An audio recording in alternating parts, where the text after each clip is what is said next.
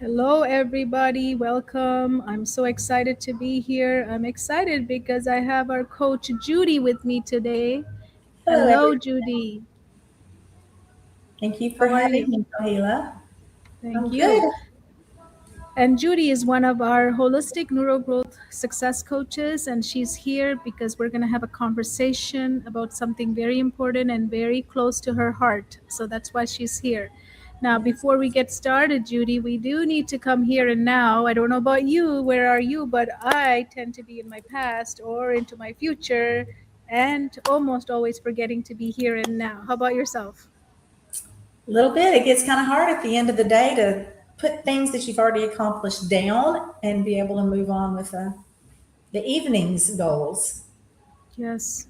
So we get pulled into our past, right? And usually when we get pulled into our past, it's about the things that we should have done it this way, we could have done it this way, or I should have said this. Why did I say this instead of this, right? Those kind of things we like to replay so many times. How about yourself? Yes, those things can have a big impact if I don't remember to keep myself in the present moment. They can often take over if they go Yeah. unchecked. Yeah, and they pull us without us even giving permission. I mean, it feels like almost like someone's taking away my attention over there, even though I never gave them permission to do it. I want to be here and now, right? Every one of us wants to be here and now because only here and now we can create things. We can Right. live, right? We Yep. can learn. We can lead ourselves and others, but instead we being pulled over here without my consent almost because my brain thinks I should think about my past as if there is more to learn. But unfortunately, if we keep replaying the same thing, we have everybody says, right? Don't read the same chapter again and again and again and again. How many times are we going to read the same chapter, right? Right. So all we need to do is decide that, you know what? I don't want to do this anymore. It's too much of my energy, too much is being wasted. So only thing we can take from the past is the lessons. Have I gotten the lessons out of it? Because those could be useful now and here too, right? So take Right. the lessons and just really let this go because it doesn't do anything other than keep you hostage and thinking things that you cannot recreate. Past is done. We cannot go back and change it. It's over, right? So Not let's with talk about our yeah, and let's talk about our future. The other side is the future, right? A lot of us like to plan ahead. A lot of us like to live in our what if situations, right? What if my life was like this? What if this happens? What if that goes wrong? So again, it's good to just think about the future. It's so important to think about the future because otherwise if you don't set intentions, a lot of people set goals, but we set intentions, right, in our life. So right. if we don't set intention, we don't have a destination to, right? It's good to think about the future, but only time it gets very bad, right, Judy, is when I project my past onto it. Oh yeah, that When I definitely look is through an issue. that, I look through my past into my future, and then I create all these things that's going to happen as if they're going to happen. And I live in this real world that I create in my head. I create a world where it's going to be like this and that and this and this and this, but it's projected from the past. That's We a live like we're expecting the worst to happen because that's what we're pulling into it. yes. So therefore, what can I do with the past, like future? I mean, it's available to me. I'm not going to be the creator of that. We know this, right? You know, if I know what my future is going to be, then it'll be great, right? But we don't know. We don't know. It's so unknown to any of us. You know, there are some fortune tellers or whoever future tellers who can tell you. But I mean, if you believe those stuff, you can. But most of the time, we don't know what's going to happen. Even in 2 minutes, I don't know what's going to happen to me. I just know what's happening to me right now. So only thing we can do is bless our future and we just release it because it's available to all of us. Why force it? And look what happens if you let go of the past, release the future. Look what happens. My hands are here. I can bring them now and here. And Yes. here I can learn. You can learn. Here you can live. Really live, Yes. right? Real living is different, right, Judy? Yes. And I've noticed that when I do this, when I need to focus and I bring myself to the center, I not only feel like I'm in the moment, I take a deeper breath and Yep. really regulate myself in that moment. Exactly. Yes, absolutely. And then from here, we can lead ourselves and lead others in our life as well. So, how else can we bring ourselves truly here? I think, Judy, you've already mentioned breathing. It's Breathing. yes, automatically, she says she can breathe deeper, right? Because as we know, we are all taking breaths, but those are not deep breaths. We don't even focus on those breaths, right? We just like, it's just like our life that's busy. Our breaths are also taking busy breaths, right? Busy, busy. So, can we do few of those so that we can bring ourselves truly here and now? Of Take a deep breath. course. So, let's inhale for 4, hold for 4, and then exhale for 8, letting go all the stress, all the worries, whatever you've been thinking and your brain has been, pushing you to think about the past. Just let it go. Just let it go. Tell your brain, just let it go, right through your mouth. Okay, let's do that again. Inhale for 4, hold for 4.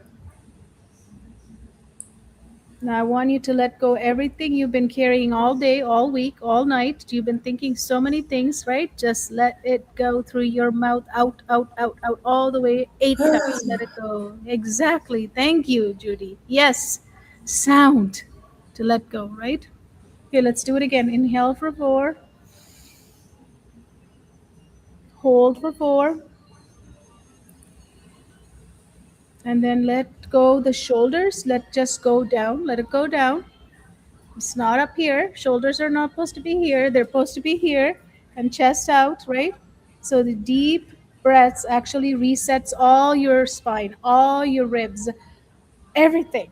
So now we're here, right, Judy? How are you feeling? How are Good. perfect. So today we want to talk about something very special, and a lot of the time when we talk about these things, there's always some misunderstanding about this topic, right? That's why we wanted to bring this to awareness today. So, and that's why children become dysregulated when a child struggles in the classroom or at home. We focus all of our focus straight goes to what do we go to right away? Behavior. Exactly. Blame. Yes, the big word, behavior, right? Yeah. So today we want to talk about behavior and dysregulation. So, Judy, from your experience, what kinds of classroom environment help children feel calm and ready to learn? A calm environment makes kids feel calm and ready to learn. But how do we create that? I mean, tell us. The What teachers need to recognize their own dysregulation. And once the teachers are regulated and modeling regulation for their students, and then teaching the students to be aware of how they are reacting and aware of their own systems, then all of the students start to mimic the teacher. All of the students start to become aware of their systems, regulation or dysregulation. And then everyone starts living it in I can't think of the word for it, but they all start mirroring one another. chaos? It's chaos, right? It's sort of like a chaos, out of order. Things are out of control. I mean, it can feel at home too, right? We can feel this at home too when things feel like it's out of control as a Yeah. parent. At school, we have kids that are screaming, they're throwing things, they're knocking things over because they're mad. We think they're knocking things over because they're mad. We're seeing so many behaviors at school. Parents are seeing so many behaviors at home. But I think we need to take a step back and recognize what's behind those behaviors. Yes. So, what could be behind those behaviors? Shame, embarrassment, defeat. Their protective system could be in overdrive, not necessarily from a fear of physical danger, but emotional or mental danger. There's so many things that we see as behavior that are really the child trying to get somebody to notice so that they can help them. Can a child be also thinking that I'm disappointing somebody and be behaving too, right? Because like when I disappoint someone, my actions are disappointing them, so then now I have to behave in a certain way. Yeah, if they've done something one time and they felt that they did the best they could, and then the adult comes along and criticizes them or minimizes what they felt they did their best on, then from then that point on, that child's likely to fear making a mistake, being embarrassed, being criticized.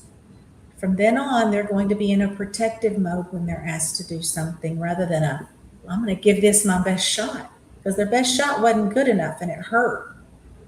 Yes. So we're seeing so many behaviors, and a teacher is listening to us now. They're gonna think like, okay, I don't know what you're talking about. I mean, co-regulating, regulating. Everybody's talking about all of these things, but do you know how hard it is when a child is going off, or there's chairs flying, or things are happening? They're yelling or screaming or kicking or hitting. I mean, there's severe behaviors like these are happening, right? So Mhm. how can somebody just stand outside of this classroom and say, just breathe, just regulate, this kind of stuff? What do you think?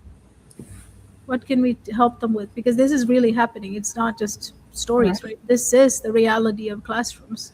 And it's not happening intentionally. It's happening because the teachers weren't taught any differently. They're coming to teaching the way their parents raised them, the way they were taught.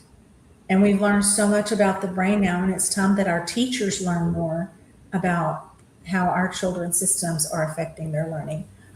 The first thing that the teachers need to do is learn about their own dysregulation and how to regulate themselves and how to bring themselves in the present moment. So often I see teachers with children that have a history of behaving, and so they treat them as though they have a history of behaving, which doesn't even give the children a chance to show that they've changed, they've tried. The kids don't have the words. So it's up to the teachers to be able to be in their own space where they are regulated enough and aware enough to see what these babies are experiencing, to see that there's pain behind the behaviors that they're seeing. They need to see their behaviors as reactions to a need rather than a personal affront against them or flat meanness or choosing to misbehave. So it And all and goes you're back to awareness.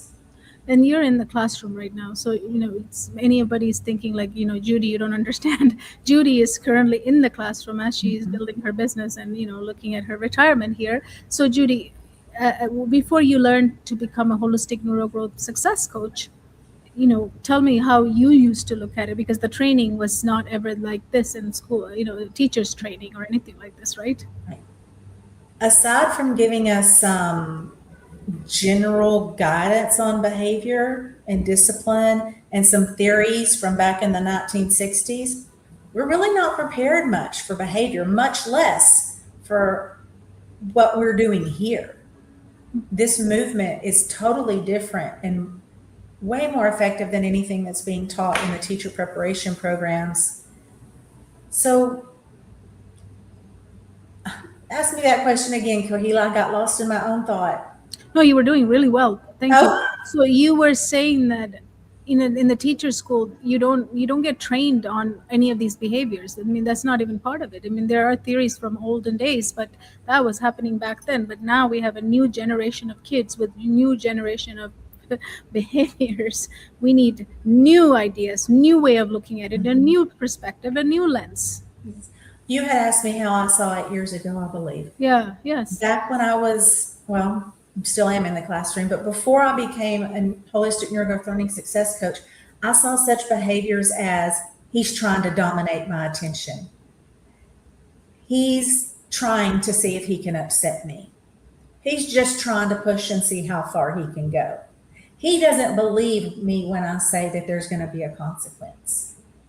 That's how I looked at it. Mm-hmm. That's how I was raised. That's how my parents acted, was there's a consequence for every action. And don't push the adult is in charge. Mm-hmm. And then my teachers were the same way. Of course, I'm a little bit older. I grew up in that society, but even now in the classrooms, the teachers set rules to support whatever guidelines of school rules that the principal has set. The teacher's job is to keep those standards met so they don't get in trouble by administration. But we're not recognizing that there's reasons why the children are getting those boundaries pushed and pushed and pushed. And the teacher's pushing back and the kids are pushing back, and nobody's aware of what's going on, why it's going on, and that it's not a personal affront against any person. And that's often how the teachers take it. They get frustrated. The kids are responding with defense and protectiveness on their own systems. The teachers are getting so frustrated that they're meeting that child's defense with their own defense and need to protect themselves. So a lot of knowledge. So we have two nervous systems who are in protective mode, survival mode, at each other. Yeah. So And then over time, we have other kids in the classroom who might have started off behaving pretty well or even excellent, but over time, they have become defensive in this chaotic environment. So now you have multiple protective systems all reacting, and nobody's needs get met. yes.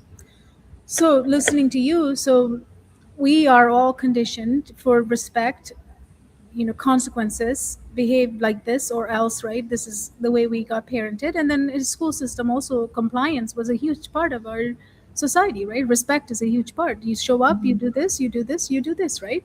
You don't do this, you get this and this.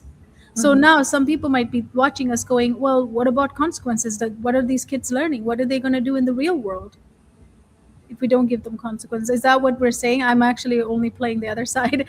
I know you're like, what is Kohila? What's wrong with her? I can see it on her face. That's not Kohila. No, I'm just playing the other side right now. So, right? So what would that be? Like, if we think about consequence must be implemented here. Consequences have their place, they do. And the kids need to know cause and effect. But the consequences need to be aligned with the situation. But you can't give a consequence when you don't know what the situation is, because you're only looking at it from a surface level. So I think there needs to be an awareness of what might be causing that behavior. And then recognize what's behind it as a teacher or a parent, recognize what's behind it, make sure the child is aware of what is going on behind their behavior, because if we don't know, they sure don't know. And then make a plan to move forward. As they move forward in that plan, there's going to be backslides and other issues that come up. And as needed, as the child progresses, as it is ready for consequences, then bring in consequences that match the offenses. But consequences that attack and further push that child in a protective mode are not going to be effective. No, it won't. It's just sad to see it. That's what we're trained. Right. We have to lay the consequences, right? Because otherwise we're not teaching them anything. Right. We're not teaching them anything. What are we teaching them? But that's like turning a child loose with a driver's license. Okay, you have a license, now do it. But if we haven't taught them about speed and defensive driving and school zones, we can't get mad when they get a ticket first time out. We have to teach them when they're ready and multiple times. Yes. And that's why they're children, right? That's why Before consequence, we need to turn our lens, our eyes, our whole nervous system, whole emotional system into compassion. Yes. Compassion guides way powerfully than consequences, because when I lay consequences, I'm their enemy, right? Consequences at that state where the child doesn't know what they're doing and they're doing it labeled as a behavior. I am now their enemy. They're going to look at me like, oh, you're hurting me, you don't understand me, you don't even know why I did it, you're hurting me. So that point, I'm no longer teaching them anything, I'm just asking them to hate me. Yeah. And when we meet a child who's already in meltdown and overwhelm and fear and doesn't even understand what all he's feeling, much less be able to control it, when we meet those emotions with consequences that likely won't have anything to do with what's going on, then that child just learns, well, I don't matter anyway. My feelings don't matter. What I need doesn't matter. So why should I even try? Exactly. Yes. Absolutely. So at home, parents often want their children to succeed, right? All parents want their children to Yeah. succeed, right?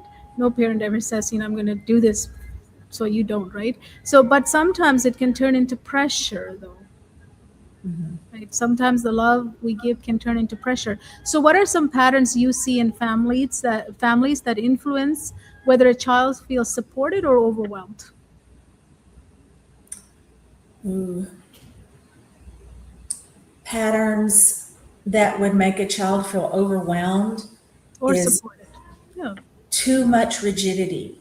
The child doesn't have any room to make decisions. There's no room to, excuse me, try and fail so that they can then try something else and succeed. Too much rigidity. On the other hand, a child could be having negative responses at home because they're dysregulated and their parent is dysregulated. So they're feeding off of each other. Things that might be supportive in the homes, systems that would be supportive would be like a calm parent that says, I see you tried your best. What do you think you could have done differently? Talking with the child instead of talking to the child Or would at them, be supportive. or even at them, right? Mhm. Yeah, beautiful. Yeah. And recognizing the child for who the child is, not who you want them to be or who you dreamt they would be. Yeah. I want to point out one thing that Judy keeps saying, that all of our coaches, our whole movement will say as well, take note of this, is that you have to be first home yourself. To parent, you have to be home yourself. Home meaning here, in this person's body. Because if we're all out there and parenting in a chaotic way, we're not home. So our patience are not there anymore. Our compassion cannot be there, right? So are you home? Like, were you Mhm. really home to yourself? And the same thing for teachers. We are looking for strategies. We're saying the strategy is not working. Help me. I'm not succeeding in my classroom. But are you first home to yourself? Because if your nervous system is off, you cannot teach anyone, right? Mhm. If your Right. systems are off and you're struggling, you cannot change anyone else. So the first step is to come home. Are you Mhm. home? And you've been saying that, so I needed to say it out loud, right? And it doesn't just need to happen at home where you stay true to yourself. When back before I had gotten my coaching training, I brought home unintentionally the stress and anxiety and pressure and busyness that I had been going all day with at school. Yes. Unintentionally and unknowingly, I was bringing that same tone and frustration and energy into my home, which my kids picked up on. So they're now responding to me with the same thing. And I'm like, what? Yes. I just got home. Why can't we just all calm down and have a nice evening? Because I Yes. brought my work home. They brought school home. But when I did my coaching training and I learned how to regulate myself, I focused on being calmer and more regulated through the day. I picked up my kids more regulated. So we started our evening together more regulated.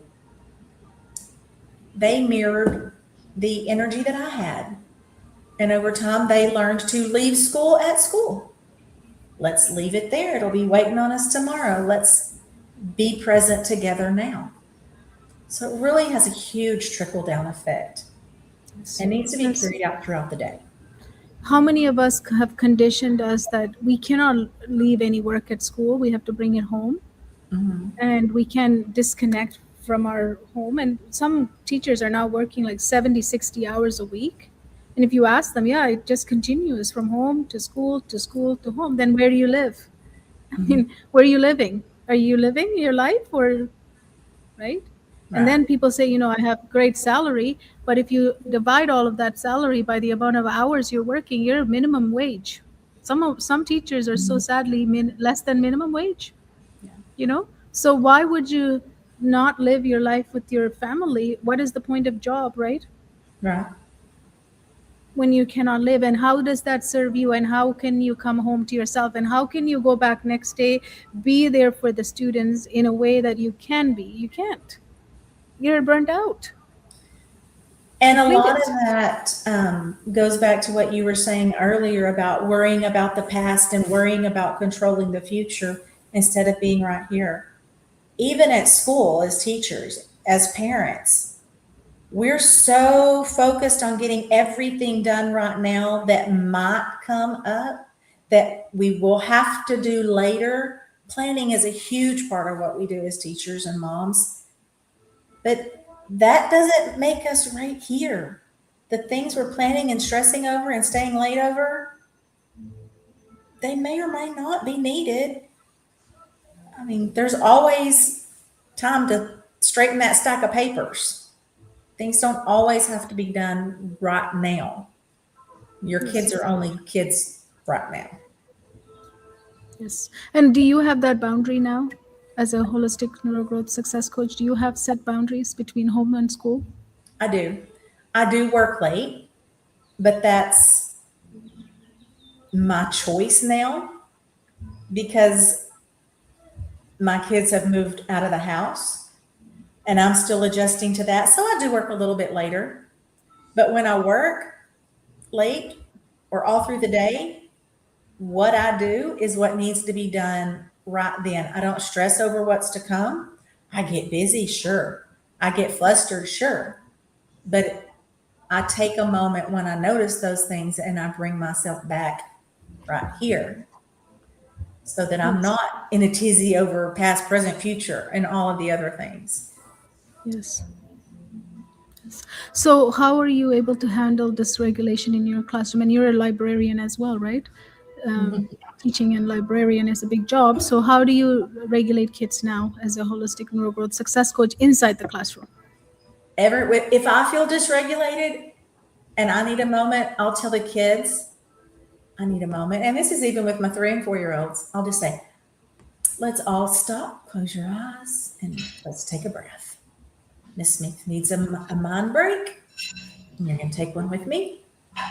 And then when I open my eye, I'll start hearing kids humming while we're doing it. And then when we all open our eyes, all of them are so much more relaxed. And I didn't ask them to do anything but close their eyes and let me breathe. I've even done it in the cafeteria with 102 fourth graders and said, guess what, everybody? And then I'll pause and take my breath and bring me back centered and then tell the kids, oh, thank you. I needed a moment. And they think it's hilarious. But sometimes they'll come in the library now and just say, can I sit down? I need a breath.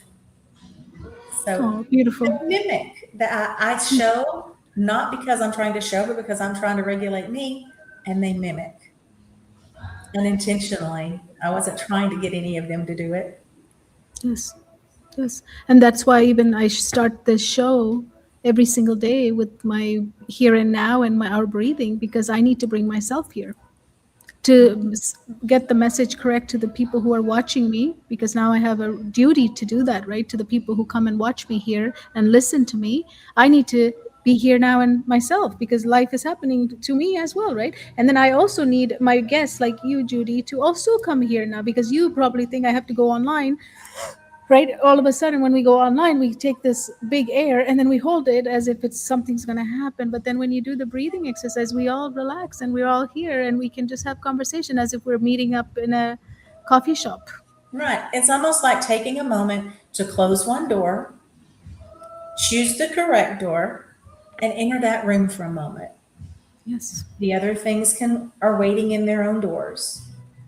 But even parents can do this. It's not just something that can be done in a classroom or online with a professional. I mean, as a parent, before my kids moved out, we would be all be in the kitchen and everybody's talking at once, or sometimes one of my children's ADHD, he might have been having a fit, and I would just sit down in the kitchen at one of the bar stools or something and just say, I need a moment. I need everybody to just stop and take a moment. And at first they were so shocked that they're looking at each other like, what is wrong with mom? But then eventually, during the heat of the moment, one of them might say, let's just all take a moment. And they would start the moment for everybody. And then we could all carry on calmly. Yeah. Some people might be watching us going, this is so gentle parenting. It sounds like such a gentle parenting. I don't think my class is ever going to do that. I don't think it's going to work. Our behaviors are out of control. It's not going to work. Can we just keep saying this? Is that going to work, in your opinion? No, you're holding on to the past. Yeah. It didn't work in the past. It's not going to work in the future. Well, what about right now? What about in this moment when you have a child screaming and you're about to run through the door screaming? Even Yes. at home, if your child is screaming at you because they don't want to do their homework, they don't understand, and you're about to start screaming, why worry about didn't work in the past? Why worry about what's not going to work in the future? What can work in this moment? A breath. That's the first step. Breathe. Yes. And try it. Try it. I mean, if whatever you're doing as teacher or a parent, if it's working for you, don't try it. Yeah, That's it's what I just, always tell them. yeah, If you it's don't have to working for buy a you, breath. yes. Take it. If you if whatever you're doing is working for you, don't try what we're saying. But if it's not working for you, it's just breath, and as Judy just said, it's free. It's available all the time. And I know a lot of people say breath, breath, but it's about the intention behind it and when we're doing it and how we're doing it. And when you do it with that syncing of your nervous system and with compassion, there's a big change difference in it, right? It's not just a breath. It's not just a breath. And in that breath, you might discover, oh, I like this piece in my mind. As an adult, you might be able to run with that and really bring yourself into a point where you can regulate yourself. But maybe you think, well, I can do this to me, but I don't know how to do it in my child. We're here. Would be happy to help. You don't have to do any of this alone. The support you need is out there. So how can we change this behavior, this dysregulation? I can't handle this. To really rephrase it and re-look at it from another lens and say, this is just protection. These kids are just trying to protect themselves. How can we change that? Because we're so conditioned not to believe that, right? We just think it's behavior. They should know better. They know better, and they're just acting out, and they just want attention, and they just want to get me, like you said, those things, right? How can I just let all of that go? Because that conditioning is so big for all of us, all of us. How can I just let it go and say, you know what? This human being is in survival. It's trying to protect. How can we change like that? What can I do? One of the first things that made me start changing how I looked at my son's behaviors when he was maybe 5, with bad ADHD and unmedicated because I was afraid of the medicines, was his doctor said to me, Judy, for everything you see coming out of your child, for all the behaviors and all the yelling and all the crying, for all of that, there's 10 times more that you don't see. And that really made me stop and think, oh my gosh, if what I see is overwhelming me, what is that baby experiencing in his own head? So I started looking at things a little bit differently, even way back then. And then when I started with the coaching, I was like, oh my goodness, I wish I had known this back then. My baby's life could have been so much different. I Mm. could have been different through their childhood and been more present and enjoyed all of the things that I dreamed of as a mother instead of surviving them. Yes. But more importantly, my children could have had such a more peaceful and productive childhood because they wouldn't have felt that constant, I got to do this, mom's telling me this, mom's telling me this, mom's telling me this, that nobody's listening to me. So that Yes. made me So really what? start thinking about what is going on behind that. What am I not seeing? And why am I not seeing it? Yeah. So what can we tell a parent right now who's looking through that lens of this is behavior, this is just out of control. I don't know what to do with you. Like they're at their last breath with this situation. What can we tell them?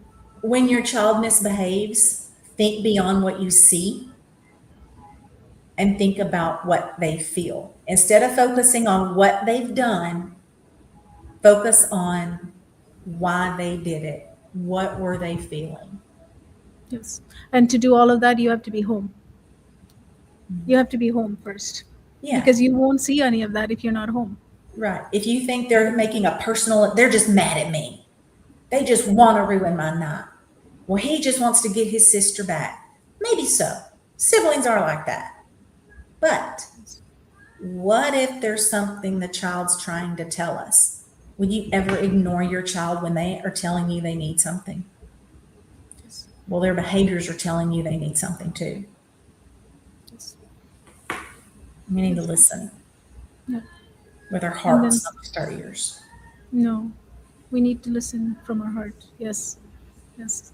But in order to do all of that, I talk about, in our program, we talk about our brain speaks, our heart speaks, and our body speaks. And then when our brain speaks loud and it's off and our body is off, more importantly, our heart stops speaking to us. And if our heart's not speaking, we cannot parent Mm-hmm. because these two are controlling everything, the body and the brain. Brain is the most powerful thing that can tell us all sorts of stuff, right? That's why we can't listen to it.